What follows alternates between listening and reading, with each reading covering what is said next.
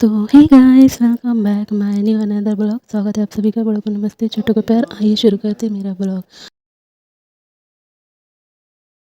तो आज मैं बना रही हूँ मटर पनीर एक अलग तरीके से, जो हम अभी तक मैंने ट्राई नहीं किया। आज फर्स्ट टाइम कर रही हूँ और आपके साथ बिल्कुल शेयर करूँगी, क्योंकि मैं अपनी हर फर्स्ट टाइम जो भी मैं रेसिपी अटैम्प्ट कर रही हूँ वो मैं आपके साथ शेयर करती ही आ रही हूँ। तो चलिए स्टार्ट करते हैं। और यहाँ ले लिया है मैंने पनीर, फ्रेश पनीर लिया है और इसको हम कट करेंगे। इसको हम छोटे छोटे पीसेस में करेंगे। उसके दो फ़ायदे होते हैं। पहले तो उसकी क्वांटिटी बढ़ जाती है और सब्जी में भी पनीर ज़्यादा दिखता है, जिससे हमारे और सर्व करने में भी पनीर एक पीस नहीं, हम ज़्यादा पीसेस भी दे सकते हैं। तो चलिए इनको अच्छे से हम पहले काट लेते हैं, अच्छे पीसेस में कर लेते हैं।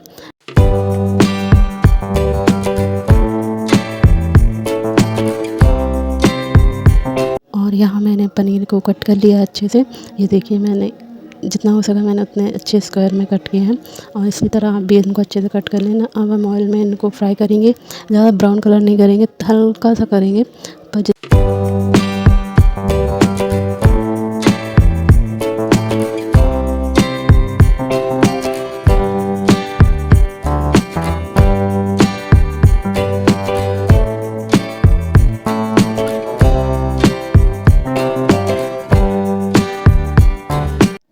यहाँ मैंने पनीर को फ्राई करने रख दिया है।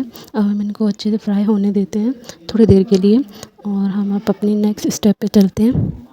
और यहाँ मैंने 3 प्याज लिए हैं। अब हम इनको कट करेंगे लंबी लंबी शेप में।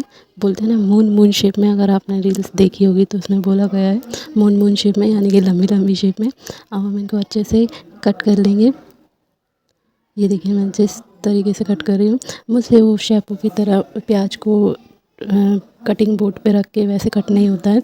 मुझे हाथ की आदत है, तो मैं हाथ से ही चॉप करती हूँ। और मेरी शॉपिंग भी अच्छी है माशाल्लाह। ये देखिए मैं हाथ से ही स्लाइसेस कट कर रही हूँ प्याज की।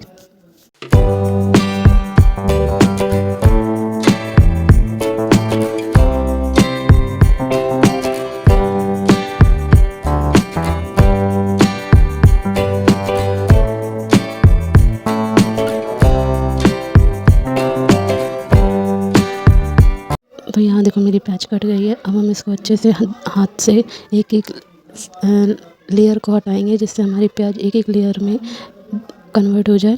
और ये देखिए मैं हाथ से यूज़ कर रही हूँ। वैसे भी ये चीज़ हाथ से ही होगी, जिससे हमें फ्राई करने में हमारा जो क्रिस्पीनेस है प्याज का वो आए।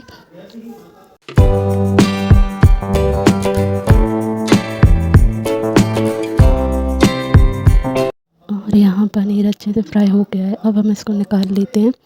और यहाँ मैंने निकालना शुरू कर दिया है। मैंने पनीर को ज़्यादा ब्राउन या रेड नहीं किया है।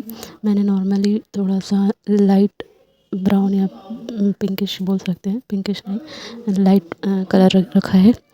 और अब हम इसको अच्छे से निकाल लेंगे। और यहाँ मैंने एक कटोरे में पानी और 2 मिर्ची डाल के रखी है पानी में। अब उस मिर्ची का क्या यूज़ होगा ये मैं आपको थोड़ी देर बाद बताऊँगी। और यहाँ मैंने पनीर को पानी में डिप कर दिया है। अब इसको हम अच्छे से थोड़ी देर रख देंगे, जब तक हम अपने मसाले की तैयारी करते हैं। और यहाँ उसी कढ़ाई में, उसी तेल में अब हम उन प्याज को जो हमने अपनी काटी थी, अब हम उनको अच्छे से ब्राउन कर लेंगे, फ्राई करके और अच्छी क्रिस्पी कर लेंगे। इनको हम प्याज को अच्छी तरीके से क्रिस्पी होने देते हैं ब्राउन कलर में। तब तक हम दूसरा स्टेप कर लेते हैं, इनको अच्छे से होने देते हैं।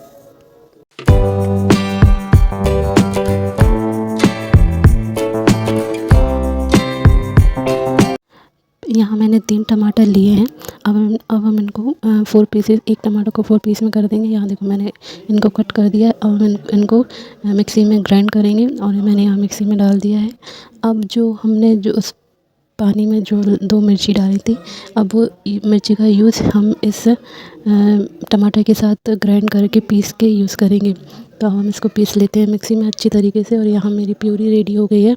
अब हम इस प्यूरी, यहाँ देखो प्याज भी मेरी अच्छी तरीके से ब्राउन हो गई है, क्रिस्पी हो गई है। अब हम इसको भी निकाल लेते हैं।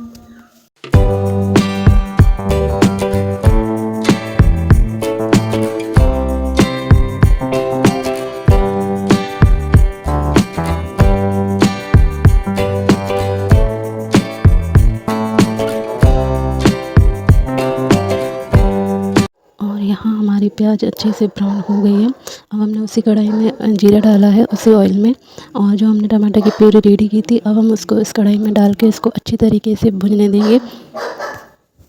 और यहाँ अपना कुछ ढकने के लिए, मतलब कवर करने के लिए, क्योंकि तेल बहुत ऊपर चकता है तो आप केयरफुल होके ही डालना। मैंने यूज़ नहीं कर पाई थी। तो यहाँ अब हम इस प्यूरी को, जो भी जार वगैरह को पानी से अच्छे से साफ़ कर लेना, और उस पानी को भी इस प्यूरी में डाल सकते हैं। अब हम इसको अच्छे से होने देते हैं। तब तक हम अपनी प्याज का हाल देखते हैं, किस तरीके से हमारी प्याज क्रिस्पी हुई है, ब्राउन हुई है। और यहाँ देखिए हमारे प्याज का कलर कितना अच्छा आया है और कितनी क्रिस्पी है दिख रही है, और है भी क्रिस्पी है। देखो मैं अपने हाथों से उठा के दिखा रही हूँ।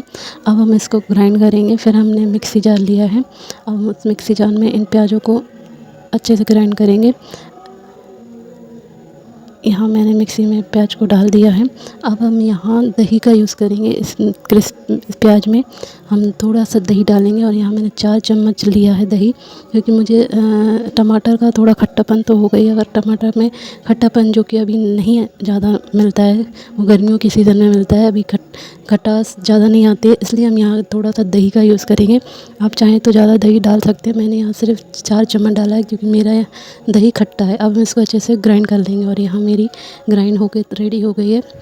आप अगर चाहें तो इसमें थोड़ा सा पानी डाल के कर सकते हो। मैंने पानी नहीं डाला है, उसका रीज़न है क्योंकि मसाला भुनने में टाइम लगेगा, इसलिए। और यहाँ देखो मेरी जो मैंने टमाटर की प्यूरी भुनने रखी थी वो रेडी हो गई है।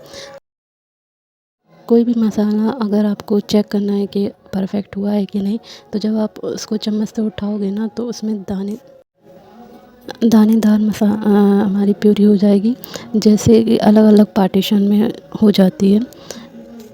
और यहाँ मैंने मसाला रेडी किया है। 1 चम्मच धनिया लिया है मैंने, 2 चम्मच धनिया लिया है, 1 चम्मच मिर्ची और थोड़ी सी हल्दी।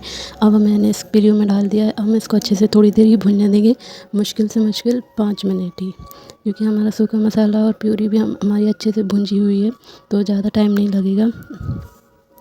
यहाँ आप देख सकते हो कि मसाला हमारा भुन गया है। अब हम डालेंगे इसमें प्याज और दही का जो पेस्ट हमने रेडी किया था वो।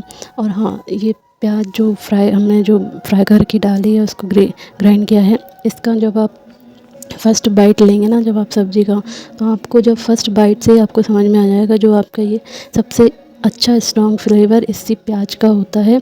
जो भुंजी हुई प्याज होता है ना, उस चीज़ का आपको अलग ही टेस्ट आएगा, जो आप नॉर्मली सब्जियों में, जो आप नॉर्मल डेली सब्जियों में खाते हो, उससे अलग। वो जब आप ट्राई करेंगे तब आपको पता चलेगा। और यहाँ मैंने जितनी भी चीज़ें थी उनको अच्छे से पानी से थोड़ा सा वॉश नहीं, यानी कि थोड़ा सा पानी से डाल के इसको यहाँ मैंने डाल दिया है। अब हम इसको तो बस 5 मिनट ही भूनने देंगे, क्योंकि हमारी हर चीज़ ऑलरेडी फ्राई हुई थी, तो हमें ज़्यादा मसाला में टाइम नहीं लगेगा। तो हम इसको थोड़ी देर के लिए होने देते हैं, फिर हम डालेंगे। और हाँ, जो यहाँ